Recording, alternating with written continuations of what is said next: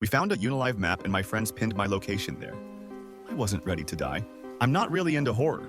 Never have been. But to make friends, you have to blend in first. You laugh at the jokes, play their games, ignore the red flags until you know which ones are real. Looking back, I didn't make the best decision. You might hate me for it, but I did what I could. It started when my friends forced me to play a game. I had a suspicion they only wanted me there because they liked laughing at how I cried during horror games. But I let it slide. We were in my apartment one weekend. I was supposed to be home alone. They were trying to download a horror game for free, but the link redirected us to another site. It looked like a map with hundreds of scattered pins. Each one marked a real unalive location. Click on a pin, and it showed the photo. The victim's lifeless body on the scene. Was that even legal? My friends looked fascinated. I thought it was disturbing, but I kept quiet. Didn't want to be the buzzkill. Not in high school. That's basically social unalive. At the top of the site, in small gray text, it read, "Please read the rules before usage." But nobody seemed to care. Apparently, you could add your own pins. They started marking random addresses with yellow pins, 5 or 6 addresses just for curiosity.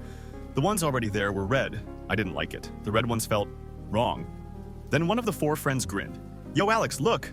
He zoomed in on my street, my building, and pinned my apartment. I laughed along, even though my stomach twisted. At the end, they left me alone, with that game still open in my browser, even though they promised to stay the night. That night, I went back to the site. I wanted to delete the pins, especially mine, but I couldn't. That's when I checked the rules.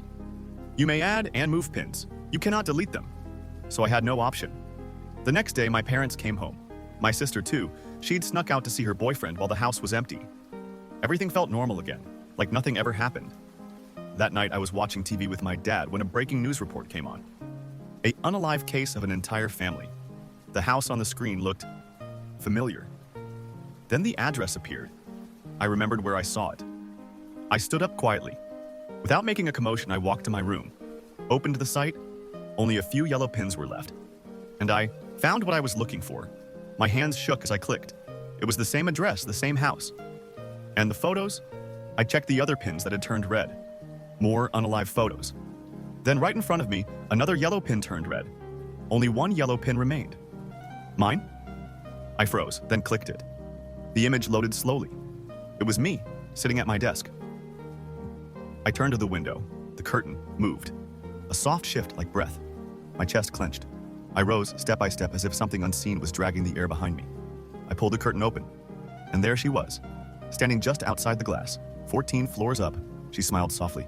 I'm sorry for peeking, but can you help me? Please, let me in. I stared at her. How did you climb to the 14th floor? Her face twitched. She lunged at the window. I slammed it shut and locked it. Her smile twisted, stretched unnaturally wide. She began pounding on the glass, screaming, "You have to die, you have to die. You pinned the location, you have to die." I backed away. Then I remembered, you can't delete the pins, but you can move them. I scrambled to the computer, clicked on the yellow pin over my apartment, and dragged it, anywhere, just somewhere else. The banging stopped. I turned around. She was smiling, peaceful. Then, she crawled down the building, disappearing. I sat there, breathing hard, shaking as my heart pounded, and I almost teared up. I looked back at the monitor to see where I pinned it, and it hovered over an address I didn't recognize, an orphanage. I stared at it. Then I moved it to the house of the friend who pinned me. The news showed another case a few days later. Another unalive, another whole family. I didn't want this to happen to anyone. I didn't mean for anyone else to die. I started digging, looking for more info on the site. Most of it was garbage. But I found one line that stuck. When a specific address is pinned, all current residents will die. It will be ruled as unalive. This isn't a game, it's unalive, paranormal unalive. I can't forgive myself, even if I did it to live, to save my family. And I still go back to the site just to make sure no one ever moves a pin back to me.